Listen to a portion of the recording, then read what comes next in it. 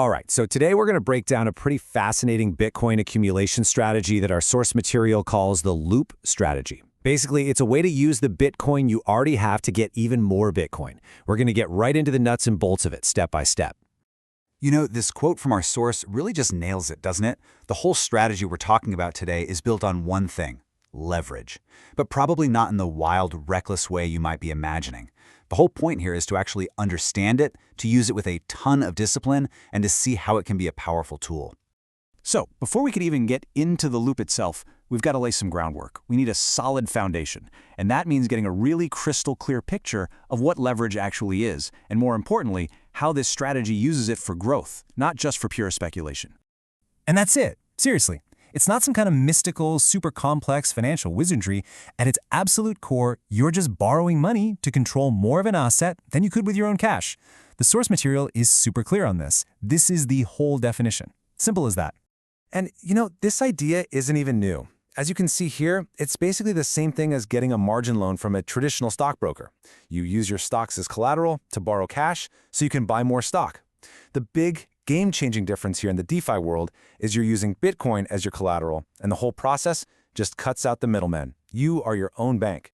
So, if leverage is the engine of this car, how do you, not crash it? Well, this next piece is everything. It's the brakes, it's the steering wheel, it's your entire safety system all rolled into one. This is, without a doubt, the single most important variable for keeping the risk under control. It's called loan-to-value, or LTV for short. And all it is a simple ratio that is your main control dial. Think of it this way. A high LTV means you've borrowed a ton against your collateral. That's dialing the risk way up. But a low LTV, that means you've been conservative, which gives you way more control and a huge safety margin. And this chart just lays it out perfectly. Look at this. The protocol itself, the system you're borrowing from, might let you go all the way up to an 80% LTV before it automatically sells your collateral to cover your loan. That's liquidation. But this strategy, no way. It's deliberately incredibly conservative. We're targeting just 25%. Just look at that gap. That massive buffer is your friend. It's designed to soak up all the crazy price swings and let you stick to the plan without having to make panicked, emotional decisions. All right, so we've got our head around leverage and LTV. We've built our foundation. Now, it's time to put this machine in motion. Let's walk through the actual core mechanism of the loop itself. We're going to start with a super simple example, straight from the source material. Let's say you have exactly one Bitcoin. And just to make the math easy for all of us, we'll say it's worth a nice round $100,000. Okay, here we go, the 5-step process. First, you bridge your Bitcoin into something called Wrapped Bitcoin, or WBTC. All that means is you're putting it in a special digital wrapper so it can be used on other blockchains where these DeFi protocols live. Step 2, you deposit that WBTC as collateral. Simple enough. 3, you borrow against it. In our case, we borrow $25,000, which hits our super conservative 25% LTV target. 4, you immediately take that 25 grand and buy more Bitcoin with it. And then step 5, and this is the key, this is the loop part, you take that new Bitcoin you just bought, wrap it, and deposit it back into your collateral position, making it even stronger. So, after one full loop, what's the end result? Well, check this out. Your total collateral is now 1.25 Bitcoin. You still have that $25,000 loan, but look at the LTV. Because you added more collateral, your LTV is actually dropped to around 20%. The position has become even safer than when you started. And that, right there, is the magic of this whole thing. The fact that looping makes your position safer isn't just some happy accident or a lucky break. As the source material says, this is not accidental. This is engineering. It's deliberately designed to work exactly this way. Now, this brings us to a really, really important shift in how you think about all this. How do you actually know if the strategy is a success? It has nothing to do with the dollar value of your account.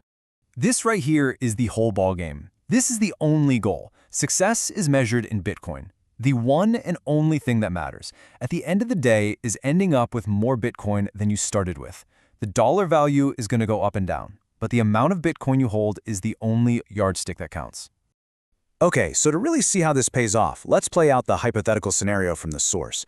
Imagine you've got your position all set up, you're patient, and sometime later the price of Bitcoin doubles. Boom, just like that, one Bitcoin is now worth $200,000. So your collateral has shot up in value, but And this is crucial, your loan amount is still exactly the same. So let's walk through paying back that loan. Your 1.25 Bitcoin is now worth $250,000. Your loan? It's still just that same 25 grand. To pay it back at this new, higher price, you only need to sell 0.125 Bitcoin. So you sell that tiny fraction, clear your debt completely, and you're left holding 1.125 Bitcoin. And here it is, the final scorecard.